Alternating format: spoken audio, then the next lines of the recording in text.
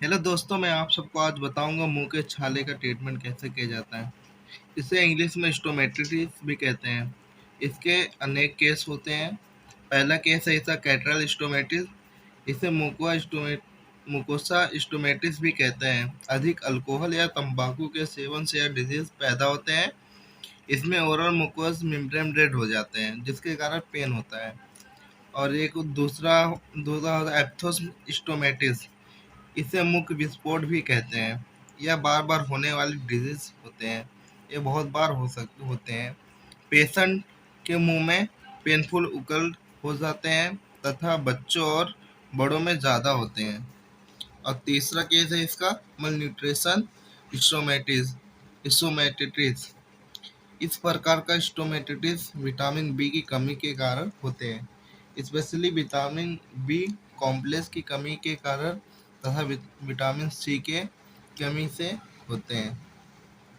और चौथा है एलर्जिक। एलर्जी की वजह से होते हैं। टूथपेस्ट या केमिकल एंटीबायोटिक के सेवन से एलर्जिक होकर ये रोग होते हैं। और पांचवा है इन्फेक्टिव स्टोमेटिटिस। मुख में मुकस मेम्ब्रेन के वास्तविक इन्फेक्शन के द्वारा यह रोग होता है, जिसमें बैक्टीरिया स्टोमेटिटिस, वायरल स्टोमेटिटिस और फंगल स्टोमेटिस प्रमुख हैं। ये इसके केसेस हैं कि होते हैं, किस वजह से होते हैं। अब इसका हम आपको ट्रीटमेंट बताएंगे। इसे हम बता रहे हैं कैसे क्या होते हैं। अब इसका ट्रीटमेंट है इधर। सभी प्रकार स्टोमेटिस का पेशेंट एक ट्रीटमेंट एक ही समान पहले करना चाहिए। अगर इससे ठीक ना हो तो फिर इसके बाद का नाम है अलग अलग उस पर वो करना चाहिए। पहला कैप्सूल है एक बिकोमेक्स पोर्ट। ये विटामिन बी कॉम्प्लेक्स की और सी की कमी को पूरा करता है। इसे खाने के बाद सुबह शाम 5 दिन तक लें। 5 दिन तक। इसके साथ में इंजेक्शन आता है विटकोफाल, इसे भी एक लगवाएं। और इनामो इनारोबिक ऑर्गेनिज्म को कम करने के लिए मेट्रोजिल डीजे जेल आता है, इसे भी लोकली अप्लाई करें। और कैप्सूल है फिजल जेड।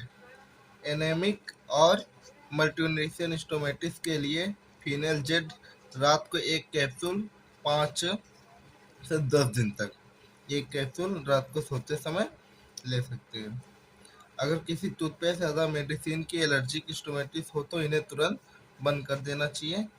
अगर किसी टूथपेस्ट की वजह से हो रहा है या मेडिसिन आप ले रहे हैं उसकी वजह से वो इन्फेक्शन बन रहा है, आपको सूट नहीं कर रहा है, इस वजह से हो रहा है, तो इसे तुरंत बंद कर दें। और टेबलेट है एप्थोस्टोमेटिस हो तो टेबलेट फैलाइज 200 mg में आता है। इसे भी सुबह शाम 5 दिन तक लें। और साथ में जीरोडॉल पी, इसका कॉम्बिनेशन होता है एसेक्लोफिनेक पैरासीटामॉल। इसे लिखना भूल गया हूँ।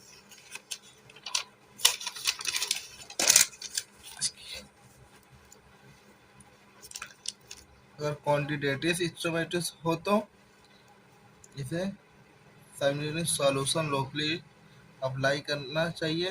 साथ में टेबलेट फंजीसाइड भी लें। 200 mg में आता है इसे। अगर ये आपको ध्यान रखना है, अल्कोहल या तंबाकू, गुटखा, मावा सेवन से तुरंत इसे बंद करना चाहिए, क्योंकि इसके वजह से भी काफ़ी होते हैं, मुंह के छाले निकलते हैं।